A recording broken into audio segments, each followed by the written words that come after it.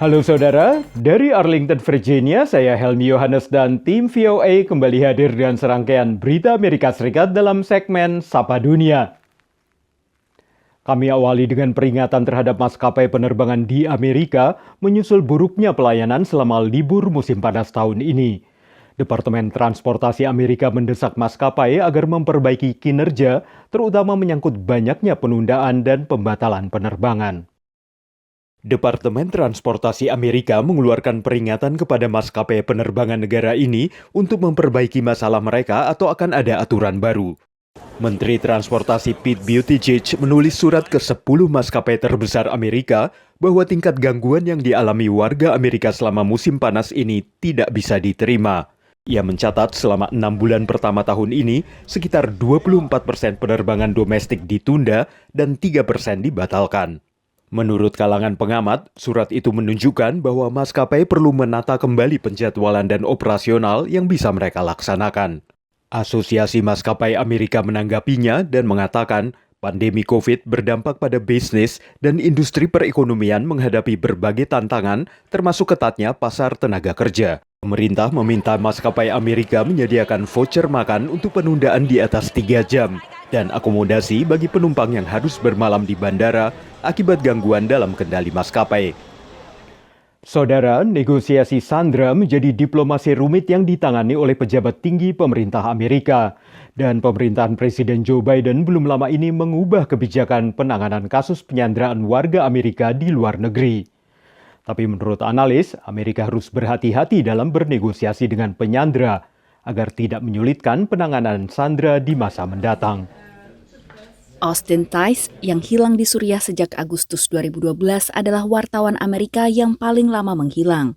Pemerintah Suriah menyangkal telah menahan Austin, namun Departemen Luar Negeri AS meyakini sebaliknya. We believe to this very day that Syria still has the power to release Austin Tice. That is why we are calling on the Syrian regime to do just that. Kepada VOA, kelompok pendukung pembebasan Austin menyatakan pada 2020 lalu, pemerintah Suriah bertemu dengan pejabat AS dan mengindikasikan permintaan pengurangan pasukan AS di Suriah, keringanan sanksi, dan hubungan diplomatik terbatas kedua negara. Now what needs to happen is an offer needs to be put on the table, and it is the United States that needs to do that. That is where the ball is right now. Setelah atlet basket Brittney Griner muncul di pengadilan Rusia atas dakwaan kepemilikan narkoba, pemerintah Biden mengubah aturan penanganan penyanderaan yang memungkinkan penjatuhan sanksi dan larangan masuk bagi oknum yang menyandera warga AS. Kesabaran adalah kunci dari negosiasi sandera, menurut mantan negosiator sandera di era Presiden Jimmy Carter. President has to have confidence in his negotiators. If he tries to jiggle their elbow to get the hostages back with more dramatic threats or more dramatic concessions, he'll really, even if he succeeds in the instant case, make things more difficult for the United States when hostages are taken again in the future. Saat ini ada sekitar 60 warga negara atau pemegang visa AS yang disandera atau ditahan dengan berbagai alasan yang bisa dipertanyakan oleh negara atau aktor non-negara, menurut James W. Foley Legacy Foundation. Demikian laporan VOA. Beralih ke rumah dengan halaman depan indah dan rumput hijau yang tertata rapi, yang biasanya menjadi dambaan banyak orang. Tapi menanam rumput perlu penyiraman air secara rutin, dan ini menjadi masalah apabila ada keterbatasan air seperti yang terjadi di sebagian wilayah Amerika bagian barat yang kini dilanda kekeringan. Touch the glue. Carlos dan rekan-rekannya adalah spesialis kebun yang banyak memasang rumput buatan di hotel, tempat usaha hingga rumah warga di Las Vegas, negara bagian Nevada. So basically, we're driving 6-inch nails on the perimeter of the turf, so that way it holds it down. Carlos bakal semakin sibuk karena Dewan Negara bagian Nevada menyatakan perang terhadap rumput natural. Rumput yang indah dipandang tapi boros air. Di saat Nevada, seperti banyak negara bagian di AS bagian barat, mengalami kekeringan. Last year, the Nevada legislature passed a law that now prohibits the irrigation of non-functional grass that provides no recreational value and is only decorative. They passed a law that requires that grass be completely removed by the end of 2026. Perda ini berlaku bagi kediaman pribadi, tempat usaha, hingga lahan milik pemerintah. Sinlon adalah produsen rumput buatan berbahan ramah lingkungan. This product right here has soybean in the backing of it, soybean oil to replace the petroleum oil. Perusahaan ini pun bersiap kebanjiran order. Our industry has grown for about 20-30% per year. So we've been experiencing high growth for the last 15 years. Over the last 5 years, it has exploded because of the issues in California, in Nevada, and elsewhere. Texas is experiencing the same thing, Florida. Sebagian warga secara sukarela beralih ke rumput buatan, tak hanya karena takut didenda. Perawatan rumput buatan juga relatif lebih mudah, apalagi di tengah panas dan keringnya cuaca Vegas. Demikian laporan tim VOA. Kini kita tengok beberapa remaja diaspora Indonesia yang mencoba berkontribusi dengan mengajar bahasa Inggris kepada sesama pelajar di Indonesia.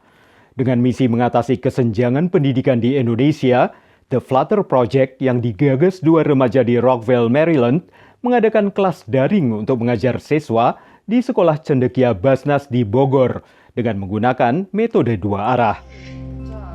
Berawal dari mengajarkan bahasa Inggris kepada keponakan dan keluarga, sebuah ide besar pun lahir. Make a small contribution to the educational disparity gap in Indonesia. Inilah Nadia Al-Arif, remaja 18 tahun yang baru lulus SMA ini merintis The Flutter Project bersama sahabatnya Zaila Ihsan. Melalui The Flutter Project, mereka menjembatani para diaspora muda yang ingin berbagi, mengajar bahasa Inggris kepada remaja di Indonesia yang tak memiliki akses ke sumber-sumber pengajaran. Alright, Kyla and Tashka, do you wanna start? Dan inilah suasana belajar mengajar yang dilakukan secara daring dari rumah orang tua Nadia di Rockville, Maryland. Azma Zubir adalah salah satu dari 60 pengajar di The Flutter Project. Saya dulu juga pindahan dari Indonesia dan pas dari Indonesia pas ke sini juga kebetulan juga belum bisa bahasa Inggris sama sekali. Jadi kayak ya udahlah coba dulu buat ngajarin teman-teman di Indonesia gitu. Berbeda dari kelas konvensional, setiap sesi yang terdiri dari 1 atau 2 pengajar dengan 2 siswa dimulai dengan obrolan santai agar proses belajar tak bersifat satu arah. Because they're closer in age, even though it has its challenges at times, I think it's really allowed the students to have a more human connection with with the language as well, because being able to share those experiences and having parallel experiences, even though a lot of these students and tutors are from the opposite ends of the globe, it really connects them more. Hasilnya tak hanya peningkatan kemampuan berbahasa Inggris. Tapi alhamdulillah setelah mengikuti kegiatan Flutter Project ini, jadi saya jadi bisa lebih bercakap bahasa Inggris secara langsung, dan saya juga bisa mendapatkan kepercayaan diri untuk bisa berbicara bahasa Inggris. Dari Rockville, Maryland dan Jakarta, VOA. Saudara, kami akan kembali dengan Sapa Dunia Senin depan. Terima kasih atas perhatian Anda. Dari Arlington, Virginia, saya Helmi Yohanes dan tim VOA.